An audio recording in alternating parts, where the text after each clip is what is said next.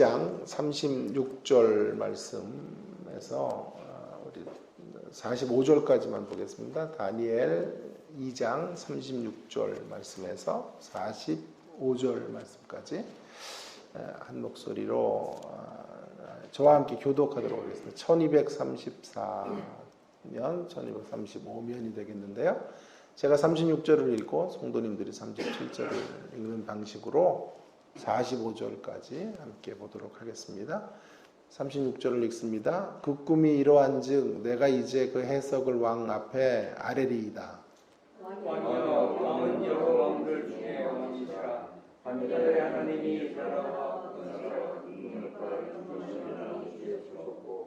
사람들과 들짐승과 공중의 새들 어느 곳에 있는 것을 막론하고 그것들을 왕의 손에 넘기사 다 다스리게 하셨으니 왕은 곧 그 금 머리니이다. 왕을 위하여 다른 나라가 일어날 것이요 셋째로 또 못 같은 나라가 일어나서 온 세계를 다스릴 것이며 넷째 나라는 강하기가 쇠 같으리니 쇠는 모든 물건을 부서뜨리고 이기는 것이라. 새가 모든 것을 부수는 것 같이 그 나라가 문 나라를 부서뜨리고 찌울 것이며 왕께서 그 달과 나라가게 하는 도기장에 쓰시오 얼마는 쇠인 것을 보셨은즉 그 나라가 나누어질 것이며 왕께서 쇠와 진흙이 섞인 것을 보셨은즉 그 나라가 쇠같이 든든함이 있을 것이나 그 발가락이 얼마는 쇠요 얼마는 진흙인즉 그 나라가 얼마는 든든하고 얼마는 부서질 만한 것이며 왕께서 쇠와 진흙이 섞인 것을 보셨은즉 그들이 다른 민족과 서로 섞일 것이라. 그들이 피사에 합하지 아니함이 쇠와 진흙이 합하지 않음과 같으리이다. 이 여러 왕들의 시대에 하늘의 하나님이 한 나라를 세우시리니 이것은 영원히 망하지도 아니할 것이요 그 국권이 다른 백성에게로 돌아가지 아니할 것이요 도리어 이 모든 나라를 쳐서 멸망시키고 영원히 설 것이라. 손대지 아니한 돌이 산에서 나와 새와 놋과 진흙과 은과 금을 부숴드릴 것을 께서 보신 것은 크신 하나님이 장래의 일을 완케 알게 하신 것이라. 이 꿈은 참되고 이 해석은 확실하나이다 하니. 아멘. 오늘 신앙 혹은 믿음 예찬이라는 제목으로 말씀을 함께 나누겠습니다. 우리가 성경을 좀 단편적으로 읽으면 인물들이 부각이 됩니다. 인물 예찬론으로 떨어져 버릴 위험들이 굉장히 많아요. 신앙인의 자질을 도출해내어서 그것들을 본받자라는 이런 방식의 설교를 향해 가게 되는 경우들이 얼마나 비일비재한지 모릅니다. 성경의 영웅들을 사실은 우리에게 허락하신 이유는 그들을 모방하라고 주신 것은 아니에요. 오히려 성경 인물이 가지고 있는 하나님과의 관계성 안에서 논의되어야 할 것을 주안점으로 두고 있는 것임을 놓쳐서는 안 되겠습니다. 성경의 목적은 우리를 하나님 앞에 세우는 것이지 어떤 인물 앞에, 다니엘 앞에 혹은 아브라함 앞에, 모세 앞에 우리를 세우려고 하는 것이 결코 아닙니다. 그러기에 우리는 다니엘의 이 행적을 주목하면서도 거기에 머물 것이 아니라 그 다니엘의 모습 속에 하나님이 하시고자 하시는 메시지가 무엇인가 하는 것들을 창념하면서 성경을 보아야 하겠습니다. 다니엘처럼 살아가자. 왜 다니엘처럼 못 사나? 라는 책망이나 질타보다 더 중요한 것은 다니엘처럼 산다는 게 뭔가, 다니엘처럼 산다는 것의 의미가 무엇인가 하는 것들을 우리가 규명해 볼 필요가 있겠습니다. 다니엘처럼 산다라고 하는 것은 신앙으로 산다 혹은 믿음으로 산다라고 하는 말인데요. 결국 다니엘의 위대함 믿음만을 볼 게 아니라 다니엘이 가지고 있었던 그 믿음이 그를 이끌고 있다는 것을 우리가 주목해 볼 필요가 있겠습니다. 그래서 그 믿음을 좀 예찬하고 싶어요. 다니엘 예찬이 아닌 믿음 예찬, 신앙 예찬으로 본문을 좀 다른 눈으로 들여다보기를 원합니다. 여러분, 우리가 살고 있는 세상은 믿음이 천시되고 있는 세상, 믿음으로 산다는 것이 액세서리 같이 취급되는 부록처럼 여겨지는 세상 속에 저와 여러분이 살고 있습니다. 우리가 살고 있는 괜찮은 삶 위에 부록으로 또 사은품으로 믿음이 들어와 있다라고 생각하는 것이지요. 믿음이 없어도 괜찮아요. 세상을 잘 살고 있으니까 넉넉한 경제력 가지고 살고 있으니 믿음 없어도 괜찮아요. 그러나 믿음이 있으면 너무 좋아요. 금상첨화라는 식으로 믿음을 생각하는 것이죠. 그래서 신앙 예찬이 힘들어요. 신앙을 예찬하고 믿음을 예찬하기가 어려운 세상. 그럼에도 불구하고 저는 오늘 우리의 신앙이 어떤 유익을 갖고 있는지, 우리의 믿음이 얼마나 소중한 것인지를 다시 한번 확인해 보기를 원합니다. 먼저 좀 생각해야 될 것은 인생이 플롯의 연속이기에라는 말인데요.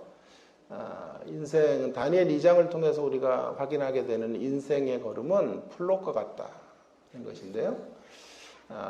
인생 드라마가 플롯 구조와 같다라고 하는 말은 인생의 걸음이 고정되어져 있는 정물화가 아니다라는 말입니다.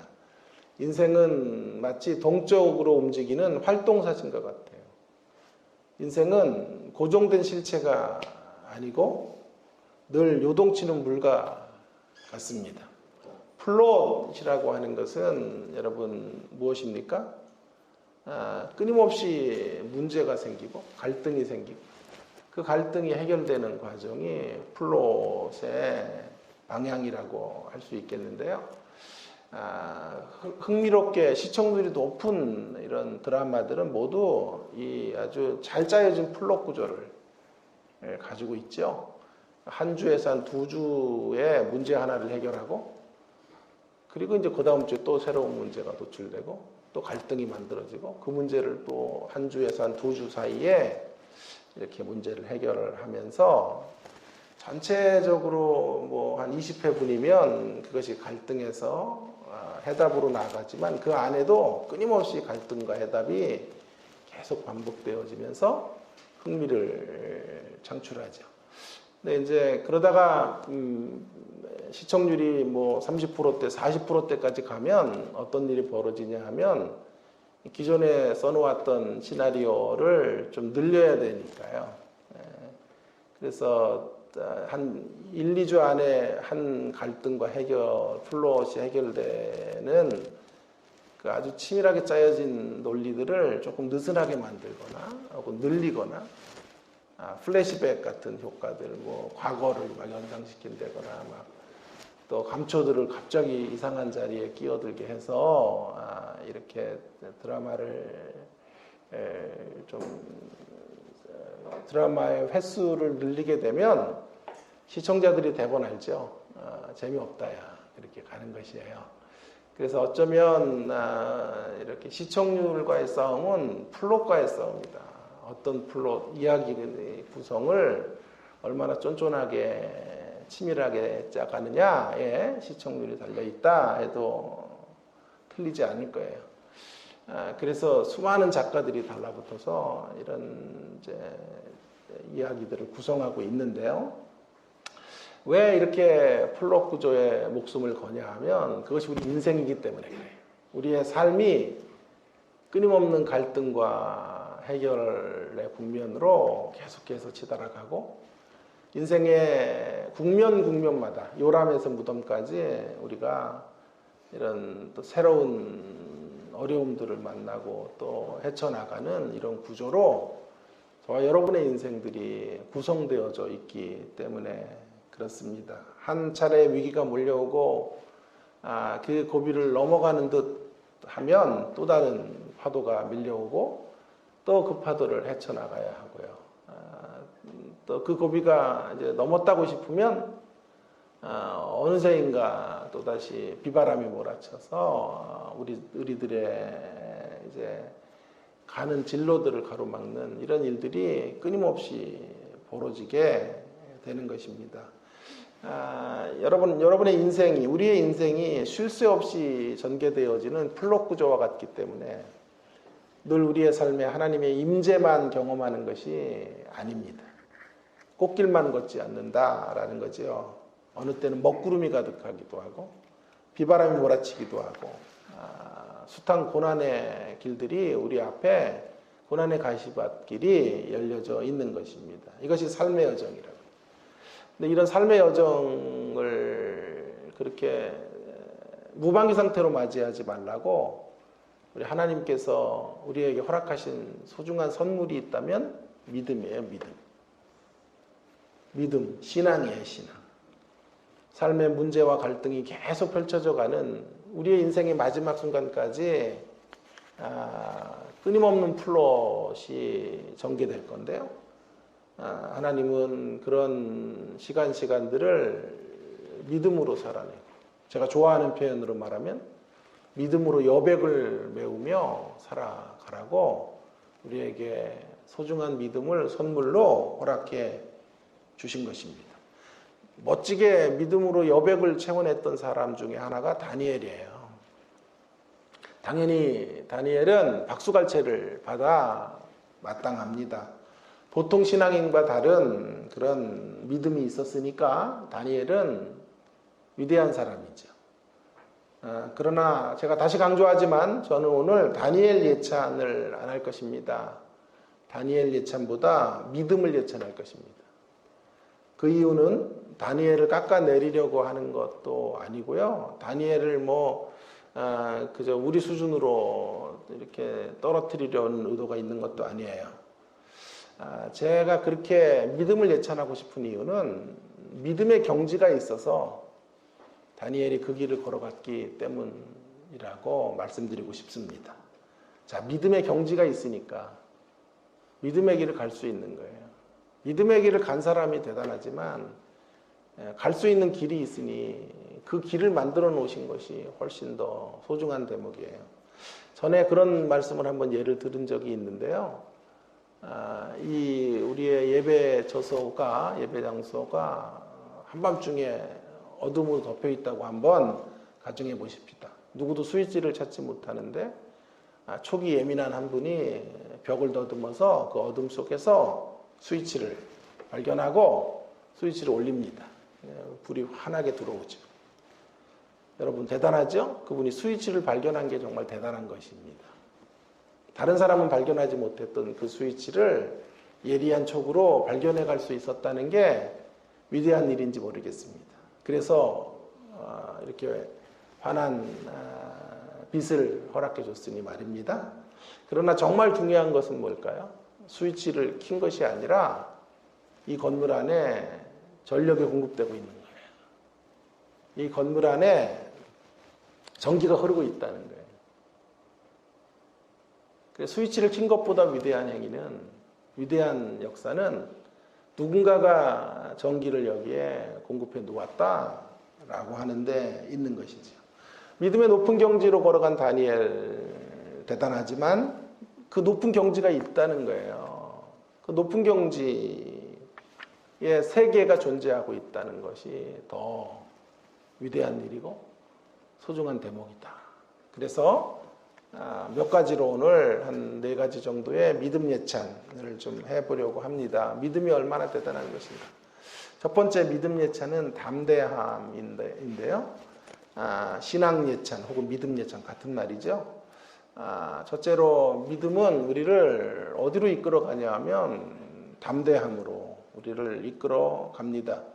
다니엘은 그런 죽음의 위협 속에서 계속되어지는 어려움을 그가 만나죠. 포로로 잡혀왔고 또 거기서 또 사관학교에 들어가서 뭔가 되는 것 같더니 또 이제 죽임을 당해야 되는 위협 속에 풀로옷과 같은 인생의 시간들을 지나게 되고 만나게 되지만 그는 세상의 제국의 제왕도 흉내낼 수 없는 내적인 어떤 소중한 평안함을 갖고 있고 담대한 고백을 갖고 있어요.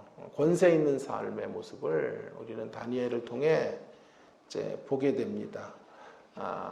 내가 왕에게 이 꿈을 해석할 수 있습니다. 라고 하는 이러한 자신감과 용기를 가지고 있는 것을 보게 됩니다. 어떻게 이렇게 담대할 수 있었을까요? 믿음이 있었기 때문에 그래요. 믿음이 이러한 담대함을 만들어내는 놀라운 역할들을 감당하기 때문입니다. 그래서 세상 모두가 벌벌 떠는 자리에서도 결코 그 자리 앞에 주눅들지 아니하고 하나님을 신뢰함으로 일어서고 있는 다니엘의 모습을 보게 되는 것입니다. 다니엘의 모습 앞에서 우리는 결코 신앙은 액세서리가 아니다. 신앙은 생사의 갈림길의 필수품이다. 필수품이다. 생사의 갈림길에서 신앙으로만 살아갈 수밖에 없다라는 것을 알게 됩니다. 담대함의 근거는 하나님이었습니다. 하나님께 답이 있다라고 하는 것이죠. 우리와 하나님의 수가 다르기 때문에 인생은 풀 수 없는 문제여도 하나님에게는 더 이상 문제가 되지 않아요. 사방에 우겨싸임을 당하여 염려할 것이 없는 것은 하늘이 열려 있다는 거예요. 그래서 그 하늘로 나가면 되는 것이었습니다. 그래서 주기도문에 첫 하나님에 대한 표현이 이거예요. 하늘에 계신 우리 아버지. 하늘에 계신 우리 아버지. 하늘에 계신 우리 아버지. 어떤 분들은 왜 하늘에 계셔? 내 마음 안에 계셔야지. 이상한 기도라고 말할지 몰라요. 예, 하나님은 우리 가운데 계시는 게 맞아요. 그래서 우리 아버지인 게 맞지만 하늘에 계셔야 돼요. 하늘에 계시다라고 하는 건 초월성이에요. 초월성.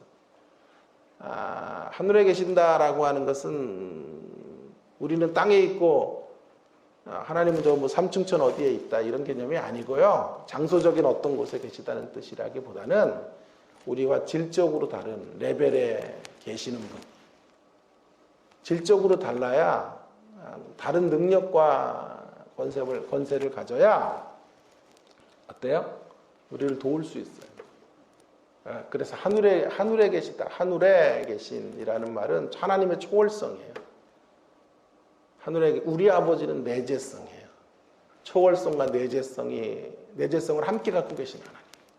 초월에만 계시면 안 돼요. 우리 가운데 오셔서 우리 아버지가 되어주셔야 우리를 그의 자녀로 삼아주시고 저와 여러분의 인생에 복잡한 실타래를 풀어주실 수 있는 분. 그분이 저와 여러분의 하나님이십니다. 하늘에 계신 우리 아버지라고 그분을 부를 수 있는 자들은 언제나 신앙의 영역 안에서 담대할 수 있다라고 하는 것을 오늘 성경은 우리에게 말해주고 있는 거죠. 사랑하는 여러분, 믿음의 세계, 신앙의 세계는 담대함의 세계입니다. 불안과 두려움의 땅에서 담대함을 만드는 삶의 길은 믿음으로만 가능해요. 그런 강력한 믿음의 자리로 저와 여러분 모두를 이 시간에 초대하고 싶습니다. 자, 두 번째 이제 우리가 많이 몇 주를 걸쳐서 했던 두 번째 신앙 혹은 믿음 예찬 두 번째는 공동체에 있습니다. 공동체. 신앙을 가져야 되는 이유는 신앙이 위대한 이유는 신앙으로 산다는 게 홀로 사는 것을 의미하지 않기 때문에 그렇습니다. 순례의 길을 함께 걷는 믿음의 동역자들이 있고 그들을 소유하게 되는 거예요. 신앙은 그런 면에서 공동체를 경험하는 싸움인 거죠. 오늘 본문 17절, 18절 제가 너무너무 좋아하죠. 이 구절만 가지고도 벌써 몇 주를 제가 하고 있네요. 그만큼 소중한 구절이에요. 자, 그들이 어려움을 만나자 다니엘이 친구들에게 기도를 구하고 있고, 그 친구들에게 나아가고 있는 모습은 지난 시간에 가족의 범주를 넘어서는 새로운 가족을 형성하며 믿음의 공동체가 함께 나아가고 있는 것을 보게 됩니다. 신앙의 영역은 바로 개인적으로 말하면 구주 되신 그리스도를 영접하는 것이라고 한다면, 더 넓은 시각으로 보면 구주 되신 주님을 경험한 자들은 반드시 그리스도의 공동체를 형성할 수밖에 없는 것이에요. 그렇게 디자인하셨어요, 신앙의 세계를. 그래서 공동체 안에서 함께 섬김을 배우게 하십니다. 사랑하는 법과 사랑받는 법들을 하나님은 평생에 걸쳐서 이 공동체 안에서 훈련받도록 하시는 거죠. 내가 좋아하는 사람과 깊은 유대관계를 맺는 법을 배워야 하고요. 나와 의견이 맞지 않은 사람들과도 생각을 조율하고 그 안에서 깎이는 훈련들을 하나님은 쌓아가도록, 그래서 우리를 보다 건강하게, 보다 성숙한 자리로 초대하기를 원하십니다. 아무리 뛰어난 인생이라도 공동체를 경험하지 못하면 불행한 인생이에요. 불쌍한 사람이에요. 그런 사람은 영적 자폐아예요. 영적 자폐아. 한 번도 공동체 안에서 섬김을 받아보지도 못하고 섬겨보지도 못하고 믿음의 역사로 믿음의 아들들을 낳지 못하는 사람, 아니 믿음의 영적 스승과 부모를 갖고 있지 못한 사람은 비극적인 인생의 모습이라고 말할 수밖에 없어요. 제가 좋아하는 또 한 가지 표현이 바로 붙쫓는 신앙이다, 이런 말씀을 드렸죠. 붙쫓아가지 못하는, 비참해요. 평생 한 사람도 붙쫓아가지 못한 사람들이 얼마나 많은지 몰라요. 저는 자연인이다 이 프로를 자주 보는데요. 참 그들 모두가 공통적으로 말하는 게 행복하대요. 산속에 혼자 사니까 좋다 그래요. 욕심 없다 그래요. 그러면서 제일 좋은 것들만 이제 산에서 캐서 먹고 그렇게 사는데요. 한 번도 사람을 붙쫓아가지 못하는 인생이에요. 산은 가끔씩 올라가서 바람을 쐬고 내려오는 곳이지, 그 산에서 우리의 인생을 마무리하라고 허락된 곳은 아니에요. 평생 이런 사람은 자기에 집중한 사람이에요. 자기밖에 몰라요. 자기 편한 것, 그 하나를 선택한 삶이 되는 거죠. 사람과의 관계 속에 뭔가를 배우지 못하기 때문에 머리는 좋은데 잘나기는 했는데 인격이 모자라거나 감성지수가 현격히 문제가 되는 사람들이죠. 세상은 점점 이런 사람들을 만들어가고 있어요. 감성지수 같은 거 관심이 없어요. 머리 좋아서 자기가 원하는 진학을 하고 직장에 취직할 수 있으면 되는 것이에요. 신앙이 귀한 것, 믿음이 귀한 것은 뭐냐 하면, 믿음을 예찬할 수밖에 없는 이유는 어디에 있냐 하면, 믿음에 들어온 사람들은 서로를 대하는 새로운 방식에 초대된 인생들이기 때문에 그렇습니다. 믿음의 사람들을 하나님은 새로운 방식으로 살아가도록 디자인하셨기 때문에 그렇습니다. 그래서 사도 바울은 우리들의 관계, 우리의 새로운 방식의 삶을 어떤 식으로 표현하고 있냐 하면, 가족관계의 삶, 몸 안에서 살아가는 삶, 가족이랑 몸이라는 단어로 우리들의 새로운 믿음 안에 있는 사람들의 관계 설정을 설명하고 있는 것을 보게 됩니다. 그 전까지는 세상에서의 관계를 따라 모든 사람을 다 낯선 사람, 안면만 있는 사람, 경쟁자, 부계자, 외국인, 다른 인종, 이런 식으로 판별하고 살았어요. 조금만 차이만 있어도 다른 점을 찾지 같은 점을 찾지 않는 이런 방식으로 우리가 살았으나, 그리스도를 만나고 은혜를 경험하고 믿음의 영역으로 들어온 이후에는 서로가 형제가 되고 자매가 되는 그런 가족이 되는 자리로 나아가도록 하나님께서 우리를 부르셨다는 것을 사도 바울은 끊임없이 강조하고 있어요. 그러나 여러분, 가족은 또 동시에 완전한 그림이 아니에요. 왜냐하면 살벌한 가족들도 많아요. 서로 가족 안의 상처로 인해 서로를 배타하고 서로 반목과 질시로 살아가는 가족들이 많기 때문에 또 이런 가족의 그림이 완벽한 그림은 아니에요. 또 모래알갱이 조직력으로 가족들이 살 때가 있어요. 전부 하나의 공간 안에 있지만 전부 생각이 다르고 하나의 가치로 이렇게 엮어지지 않는 가족들도 있단 말이에요. 그래서 가족의 이미지를 또 하나 보충하는 이미지가 몸의 이미지의 몸. 가족인 우리는 몸이에요. 한 몸이에요. 한 몸이라고 하는 것은 어떻습니까? 몸에 그리스도를 머리로 몸에 지체들이 있는데요. 이건 굉장한 깊은 연결과 연락 혹은 관계성 안으로 촘촘히 들어오게 되는 그림이죠. 막 무릎이 아파서 통증이 심한데 막 팔이 춤추고 살고 그러지 않는다고요. 함께 아파하고 함께 기뻐하고 입술로 노래할 때 온몸이 함께 반응하고 그게 몸이에요. 그런 몸의 관계 안으로 우리에게 하나님은 우리를 부르셨고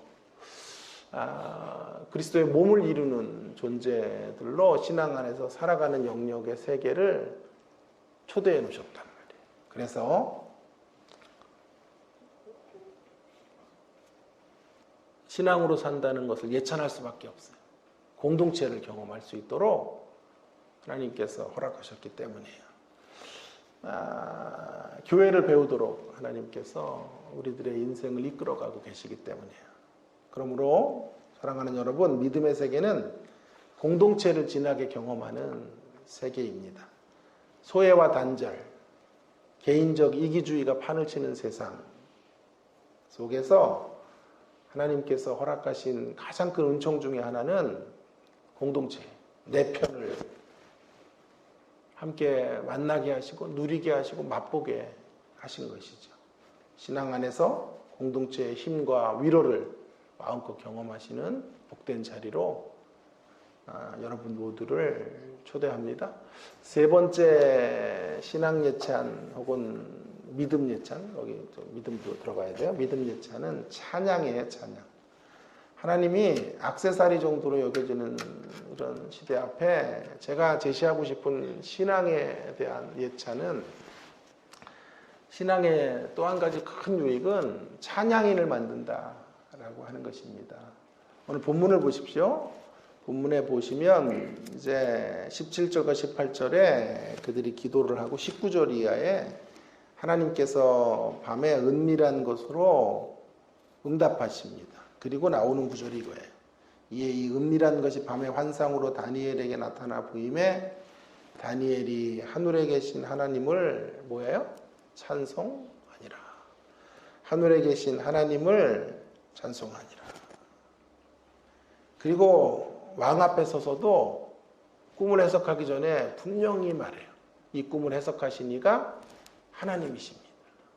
하나님을 찬송. 하나님을 높이는 거예요. 자, 찬송의 주제가 뭐냐 하면 주제를 한번 보실까요? 찬송의 주제는 20절에 있어요. 다니엘이 말하여 이르되 영원부터 영원까지 하나님의 이름을 찬송할 것은 지혜와 능력이 그에게 있음이로다. 찬송의 큰 주제 중에 하나가 지혜예요. 하나님의 지혜. 하나님의 능력. 지혜와 능력. 하나님의 지혜는 심오한 것 그리고 비밀의 것들을 밝혀주시는 것으로 드러나고 하나님의 능력은 계절을 바꾸시고 세상의 왕의 존폐를 결정하시는 그런 힘으로 작동하고 계시는 거예요. 다니엘은 지금 바로 그 하나님을 노래하고 있고 찬송하고 있는 거예요. 하나님은 지혜로우시고 하나님은 능력이 심히 크시다. 하는 것을 입술로 찬양해요. 그런데 잘 보세요. 그 찬양이 립서비스가 아니에요. 자, 립서비스가 아니라는 것을 어떻게 하냐면 20절을 보시면 다니엘이 말하여 이르되 영원부터 영원까지 하나님의 이름을 찬송할 것은 지혜와 능력이 그에게 있음이로다. 그는 때와 계절을 바꾸며 왕들을 폐하시고 왕들을 세우시며 지혜자에게 지혜를 주시고 총명한 자에게 지식을 주시는도다.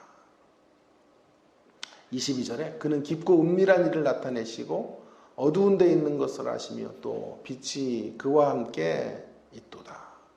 그렇게 가죠. 자, 여기까지의 찬양은 제 3인칭이에요. 3인칭. 3인칭이죠.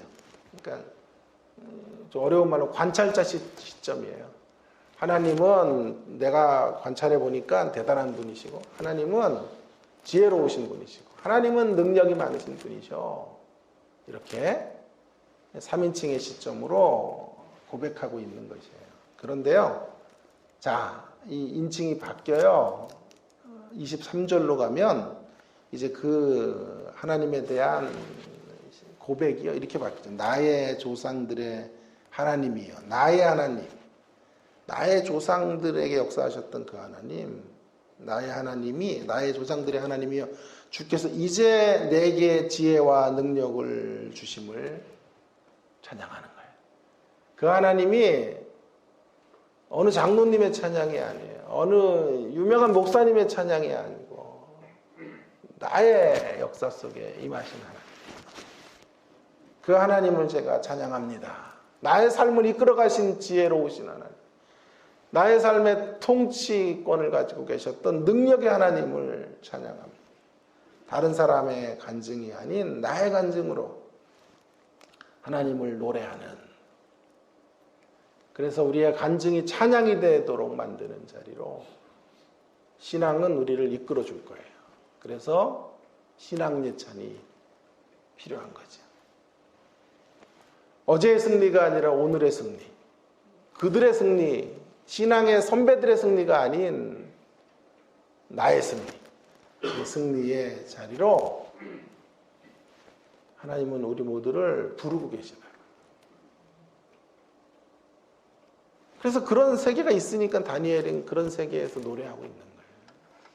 그러므로 다니엘보다 더 높이 우리가 지금 강조되어져야 될 것은 하나님이 만들어 놓으신 세계예요. 신앙의 세계.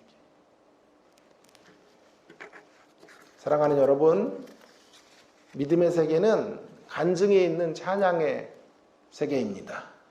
믿음의 세계를 경험하지 못하거나 종교적인 신앙인들은 찬양을 누리지 못해요. 찬양을 맛보지 못해요. 간증이 없어요. 그런 사람들은. 뭐만 있냐 하면 간구만 있어요. 간구. 그죠? 세상에 온통 신을 찾는 사람들의 특징은 간구하는 인생들이에요. 자신들이 원하는 것들을 간절히 구하는 것밖에 없어요.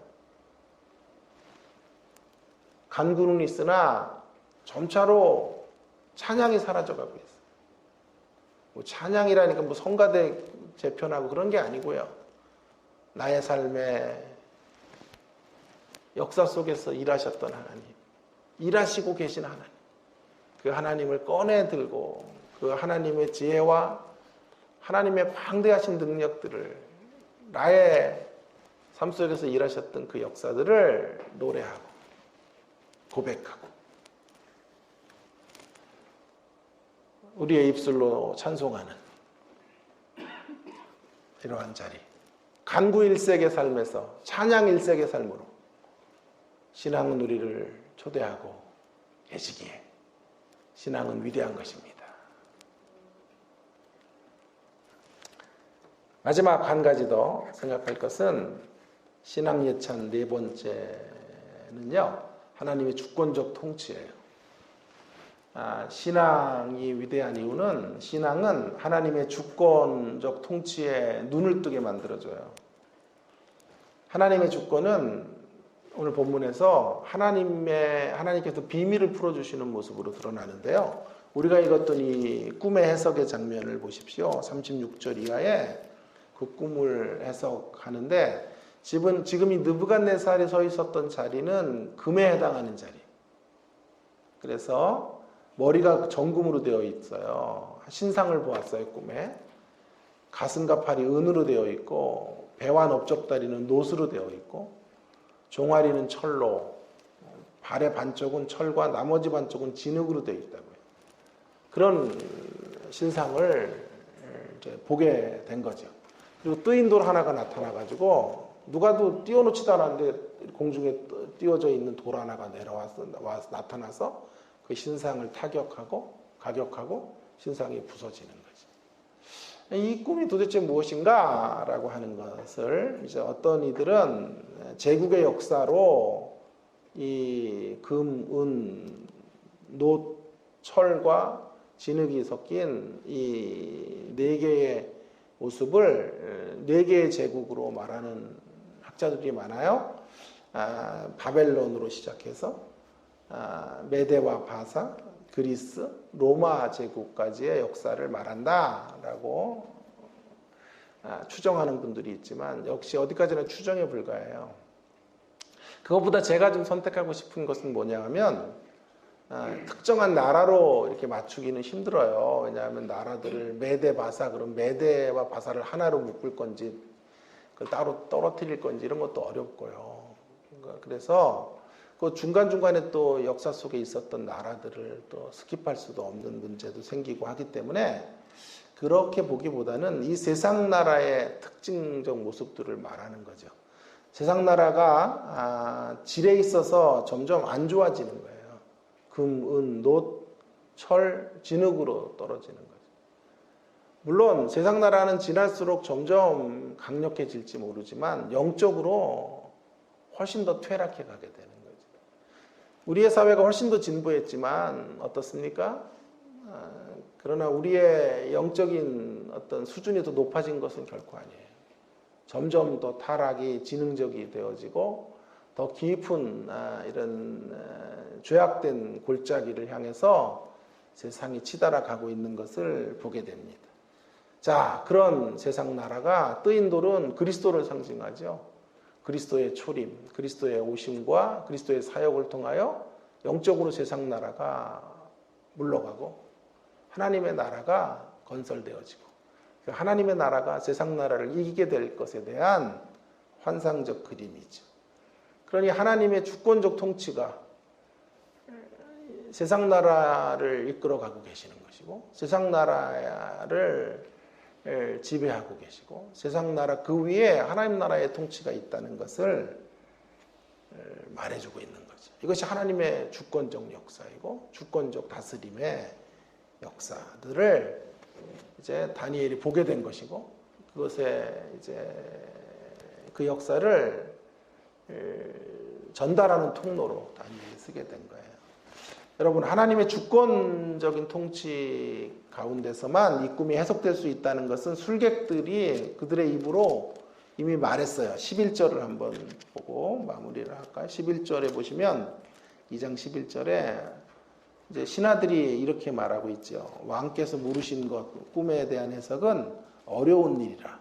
육체와 함께 살지 아니한 신들 외에는 왕 앞에 그것을 보일 자가 없나이다 한지라.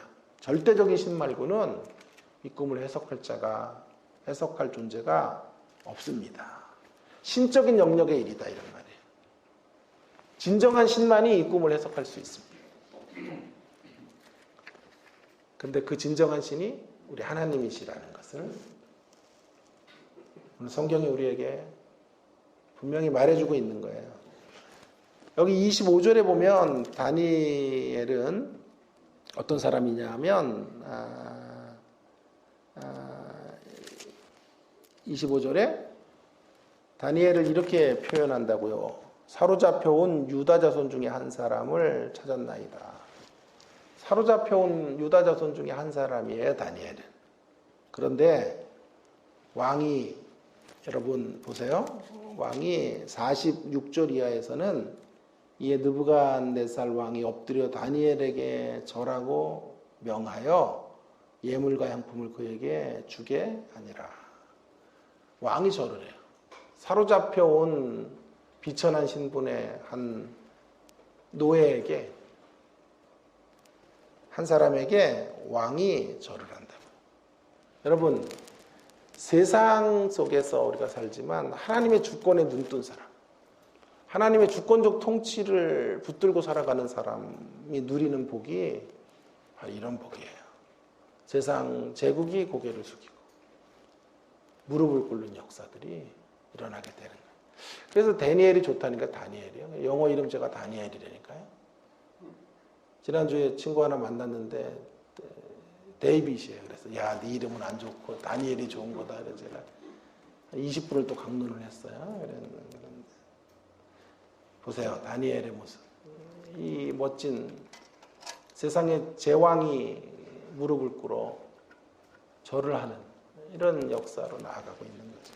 사랑하는 여러분, 믿음의 세계는 하나님의 주권적 통치를 맛보는 세계예요. 하나님의 주권적 통치에 눈 감은 사람들은요, 어떻게 사나요? 자기 소견에 옳은 대로 살아요. 그러나 하나님의 주권에 눈뜬 사람들은, 자기 소견에 옳은 대로 사는 사람들은 자신의 이권이 진리예요. 자신의 이게 이익이 되는 것을 따라 진리를 판별해요. 뭐가 참이냐 그러면 더 깊이 들어가 보면 뭐가 나에게 이득이 되느냐 하는 것이 기준이 되는 거죠. 그런 세상이에요. 그러나 신앙의 세계에 눈뜨고 하나님의 주권적 통치에 눈뜬 사람들은 나의 이익보다 그분의 뜻이 어디 있는지를 받들어 살아가게 될 것입니다. 하나님은 그런 인생과 소통하시고 그런 인생들을 통하여 주권적 통치를 드러내시고 나타내시고 그런 통로들을 통해 위대한 하나님의 역사들을 흘려보내시는, 그리고 흘려보내는 자가 먼저 그 역사를 경험하게 만들어 주시는 거지. 이런 믿음의 세계의 자리로 여러분을 다시 한번 마지막으로 초대하고 싶습니다. 결론입니다. 여러분, 우리에게 믿음이 얼마나 귀한 선물인지 제가 지금 입증해 보았습니다. 가장 소중한 인생의 선물은 믿음이에요. 그 믿음을 가지고 플롯과 같은 우리의 인생의 시간들, 인생의 여백을 채우며 살아가라고 우리를 부르신 거예요. 우리가 믿음 안에 강할 수만 있다면 믿음의 담대함을 갖게 돼요. 믿음의 공동체를 경험하게 돼요. 믿음으로 찬양하게 되고 믿음으로 주권자 되신 하나님의 통치의 통로가 되는 이 복된 자리로 나아갈 수 있게 될 것입니다.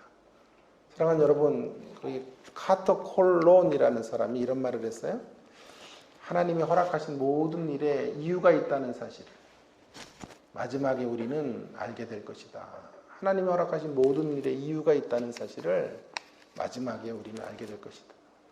가정교회의 대부라고 할 수 있는 최영기 목사님은 이런 말에 좀 제가 오자가 생겼는데 한번 읽어볼게요. 소명은 미리 받는 것이 아니라 지내놓고 발견하는 것이라고 저는 생각합니다. 많은 분들이 소명과 장기 계획을 동일시하고 하나님으로부터 소명을 받는 것은 장기 계획을 받는 것이라고 생각합니다. 그러나 하나님이 장기 계획을 보여주는 경우는 극히 드뭅니다. 여러분, 무슨 말입니까? 이 두 사람의 이야기는 공통적인 이야기예요. 이렇게 하나님은 우리의 인생을요, 모든 삶의 코스를 다 보여주시고 시작하시지 않아요. 삶의 전 과정을 이렇게 청사진으로 알려주시고 신앙의 길을 걸어가라고 말씀하시는 적이 없다고요. 장기 계획을 다 보여주시고 가게 하시지 않아요. 마지막 날에 되돌아보면 알아요. 마지막에 가서 하나님 앞에 섰을 때 되돌아보면 왜 그렇게 이끄셨는지 그때 알게 될 거예요. 그래서 어쩌면 우리의 신앙의 걸음은 갈 바를 알지 못하고 나아가는 아브라함의 여정과도 같습니다. 근데 갈 바를 알지 못하는 여정을 그냥 맨손으로 가는 게 아니에요. 믿음으로 가도록 우리에게 믿음의 선물을 허락해 주신 거예요. 믿음으로 여백을 가득가득 메우며 항해하기를, 믿음의 항해자들이 되어지기를 하나님은 간절히 원하시고 우리를 그 믿음의 자리, 신앙의 자리로 초대하신 거예요. 그러므로 신앙이 이제 신앙적으로 우리가 철이 들면서 이제 우리들의 기도는 단순해져요. 아주 단순한 심플한 기도를 드릴 수밖에 없어요. 우리의 가장 간절한 영혼은 바로 이거예요. 가장 간절한 기도 제목은 이거예요. 주님, 믿음을 주십시오.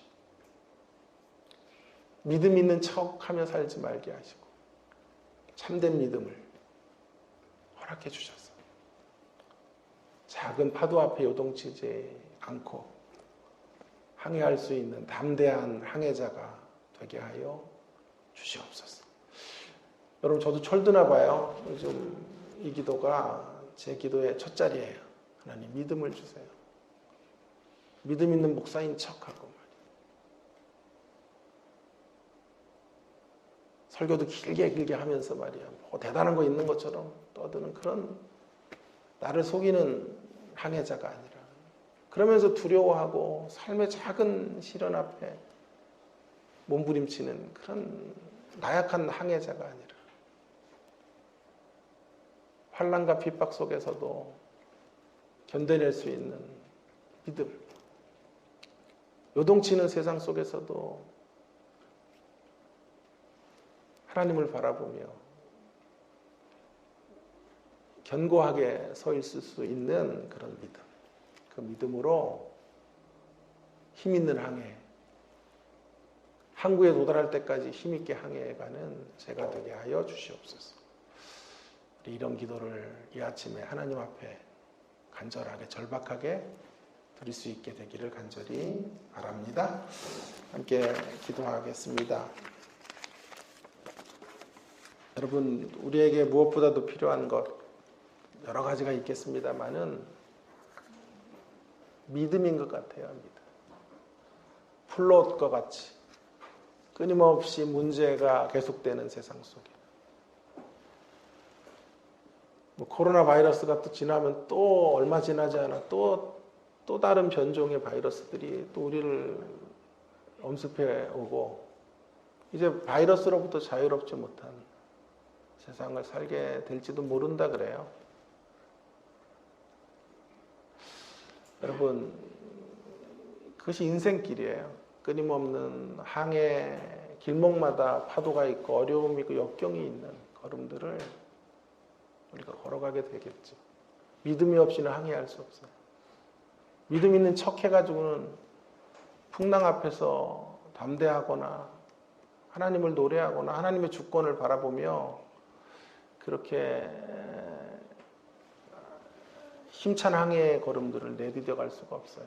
진정한 믿음이 있어야 합니다. 참된 믿음이 있어야 합니다. 우리에게 믿음을 주시옵소서. 강한 믿음을 주시옵소서. 주님을 바라볼 수 있는 온전한 신뢰를 저희들에게 허락하여 주옵소서. 동성으로 함께 같이 이 고백만 하나님 앞에 드리며 한 1분만 기도하겠습니다. 기도하십시다.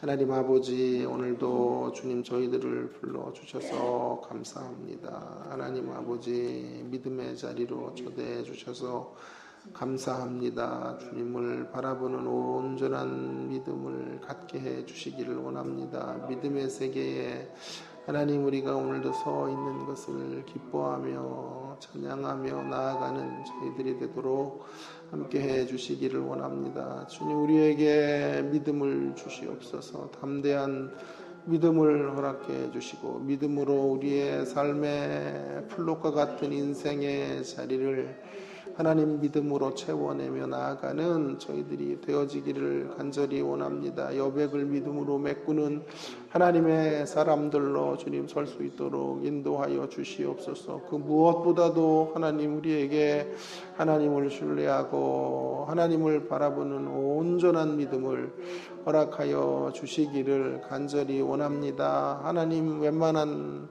풍랑을 넉넉히 헤쳐나갈 수 있는 그 믿음, 하나님 아버지, 환난과 핍박 속에서도 신앙을 지키며 걸어갔던 신앙의 선배들처럼 하나님 아버지, 그 강력한 믿음을 하나님 장착하고 그 믿음으로 하나님 힘 있는 항해의 길들을 걸어가도록 하나님 아버지 역사해 주시고 함께하여 주시옵소서. 주여, 온전한 믿음이 없이는 하나님 두려움에 빠질 수밖에 없습니다. 넘어질 수밖에 없습니다. 풍랑 앞에 하나님 아버지 원망하며 하나님 어디 계시냐고 소리칠 수밖에 없는 연약한 생애입니다. 하나님, 연약한 생애 속에 믿음의 세계를 주셔서 감사합니다. 더 깊은 신앙의 세계, 믿음의 세계로 발을 내딛고 나아가는 믿음의 공동체가 다 되도록 함께하여 주시옵소서. 역사해 주시기를 간절히 원합니다. 계속해서 기도하겠습니다. 우리 교회 신앙의 공동체, 믿음의 공동체로 하나님께서 주님의 십자가 교회를 허락해 주신 줄로 믿습니다. 하나님 아버지, 이곳에서 강력한 믿음의 역사들이 펼쳐지게 하시기를 위해서 함께 기도하시면 좋겠습니다.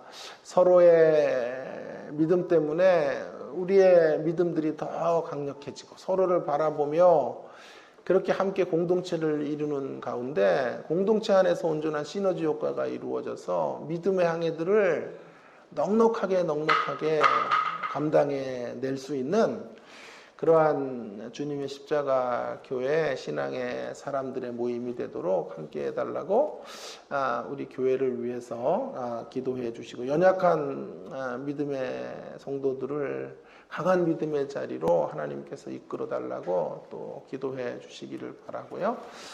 특별히 코로나19를 지나면서 우리의 믿음들이 점점 더 약해졌습니다. 다시 독수리 날개치며 올라가듯 치고 올라가야 되겠습니다. 그런 강력한 믿음의 항해를 다시 시작할 수 있는 주님의 십자가 교회로 세워달라고 기도해 주시기를 바랍니다. 주일 예배를 위해서도 기도해 주시고요. 또 우리 귀한 목사님 이렇게 수고해 주시고 계시는데 우리 서 목사님의 말씀과 사역 늘 감사하며 존경하며 존중하며 따르며 그렇게 목사님을 중심으로 우리가 하나가 되는 그런 아름다운 공동체를 이루어 가도록 위해서 기도해 주시고 목사님의 가정을 위해서도 우리 사모님을 위해서도 꼭 기도해 주시기를 바랍니다. 우리 두 분의 전도사님들 보이지 않는 곳에서 수고하고 계시는데요. 수고가 헛되지 않도록 늘 새 힘을 달라고 강한 믿음으로 견뎌내시고 버텨내시는 우리 두 분의 전도사님들 되게 해달라고 기도해 주시고 우리 장로님들도 위해서도 기도해 주십시오. 많이 힘들지요. 교회를 이끌어간다는 것이. 그러나 믿음으로 반드시 승리하는 우리 장로님들 되시도록 우리 네 분의 장로님들 붙잡아 달라고 위해서 기도해 주시고 또 안수 집사님 또 우리 권사님들에게도 동일한 은혜를 달라고 우리 성도들 모두를 위해서 함께 기도하고 마무리하겠습니다. 기도하십시다. 하나님 아버지 우리 주님의 십자가 교회를 이곳에 허락해 주심을 감사합니다. 감사합니다. 믿음의 공동체를 향하여 날려나가는 우리의 교회가 되도록 함께 해 주시기를 간절히 원합니다. 하나님 아버지 연약한 믿음들이 하나님 강건해지게 하시고 온전한 믿음으로 하나님 앞으로 나아가는 저희들의 모습들이 되도록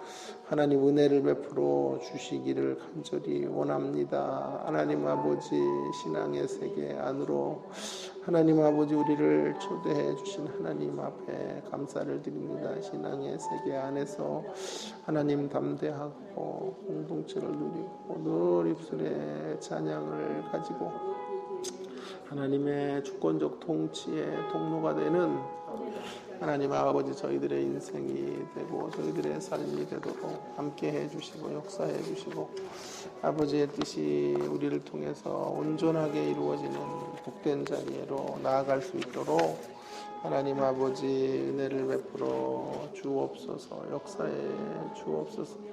마지막 날에 하나님이 허락하신 모든 일의 이유들이 발견될 때까지 그 사실을 알 때까지 믿음의 향해 하나님 아버지 우리가 계속해 가며 나아갈 수 있도록 함께하여 주시고 역사하여 주옵소서. 하나님 아버지 감사합니다. 우리를 믿음의 세계로 신앙의 세계로 초대해 주셔서 감사합니다. 플로처럼 연속적으로 우리 삶 속에서 끊임없는 갈등과 어려움들이 있으나 그러나 이런 플롯과 같은 세상 속에서도 하나님 믿음의 항해 해갈 수 있도록 은총을 베풀어 주셔서 감사드립니다. 더 깊은 믿음의 세계로 발을 내딛고 나아가는 저희 모두가 되게 하여 주시옵소서. 그래서 믿음 안에서 담대함을 갖게 하시고 믿음 안에서 공동체를 누리며 맛보게 하시고 믿음 안에서 주님 우리가 날마다 하나님을 찬송하고 노래하고 간증하며 살아가는 저희들이 되게 하여 주옵소서. 믿음의 역사 속에 하나님의 주권적 통치하심을 하나님 인정하고 드러내며 그 일의 통로가 되는 저희들이 되어 다니엘이 누렸던 그 영광스러움의 자리로 반드시 나아가는 주의 백성들 다 되게 하여 주시옵소서. 하나님, 믿음의 공동체로 우리 주님의 십자가 교회를 허락해 주심을 감사합니다.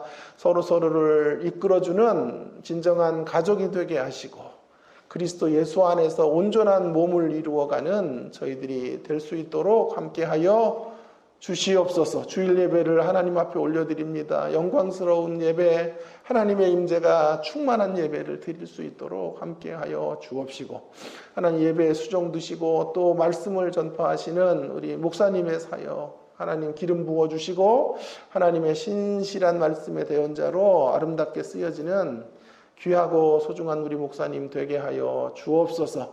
하나님 아버지, 교회의 모든 리더십에 속해 있는 분들 한 분 한 분들을 주장하여 주옵시고 강한 믿음으로 하나님의 뜻을 받들어 섬기는 귀한 통로들이 다 되도록 은혜를 허락하여 주옵소서. 개인 기도로 나아갑니다. 우리의 기도 속에 주님 만나주시고 하나님 아버지, 믿음을 달라고 염원하는 간절한 기도 속에 하늘의 참 능력과 소망을 허락하시고 주님 바라보는 온전한 믿음의 사람들로 하나님 아버지, 저희들이 걸어나갈 수 있는 자리로 나아가도록 함께하여 주옵소서. 함께해 주시기를 원합니다. 예수님 귀하신 이름으로 기도합니다. 아멘.